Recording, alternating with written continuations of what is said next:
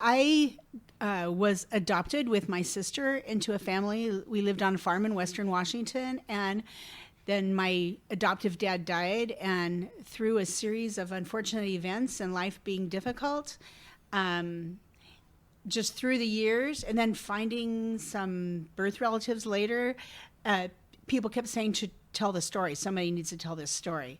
So I wrote Not Really a Princess, which deals with overcoming adversity and finding joy that God gives us.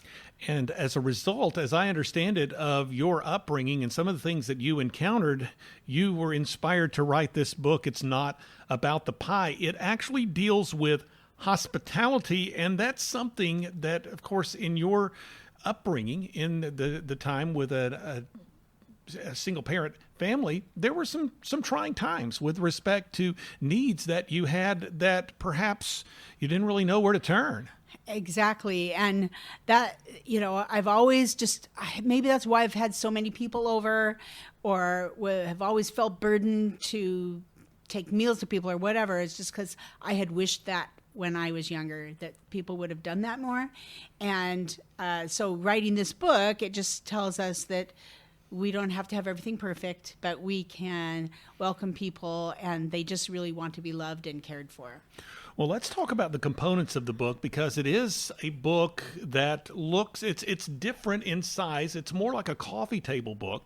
Not only do you have what you've written with some principles about hospitality, but there are also some recipes, and there are some photographs. What is it, 200 or so?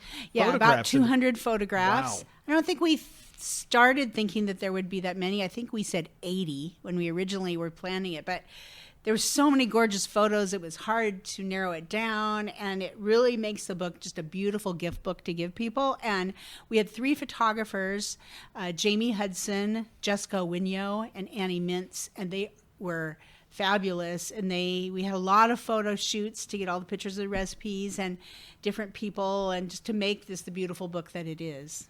Well, and when you talk about the recipes, obviously, as the title implies, it's not about the pie. The food it's an important component, but someone doesn't need to feel intimidated about inviting someone into his or her home because of his or her ability to prepare a meal, but you have offered some helps, and that in a sense really removes a barrier perhaps to someone if they're attempting to invite somebody into their home.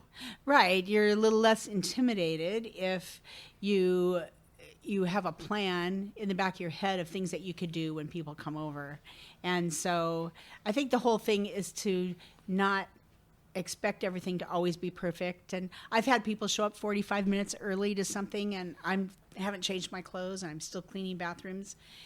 I give them a task of something to do, and you could say, that just bothers me, I couldn't do that. But I don't think that's what God wants for us. I think God wants us to welcome no matter what.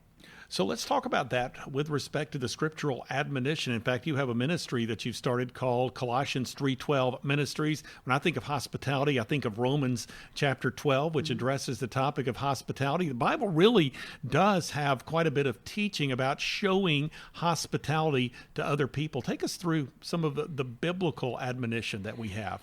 I think that people say, well, I'm just not gifted at that. I can't have people into my home. And I think that the Bible tells us, hospitality is not a spiritual gift. We're all supposed to. We're all supposed to reach out to others. We're all supposed to share our homes and what we have with others. And I think that, people just think that they can't do it, and they feel inadequate that they can't do it, but they really can. Yeah. They really can. They just need to have a little foresight.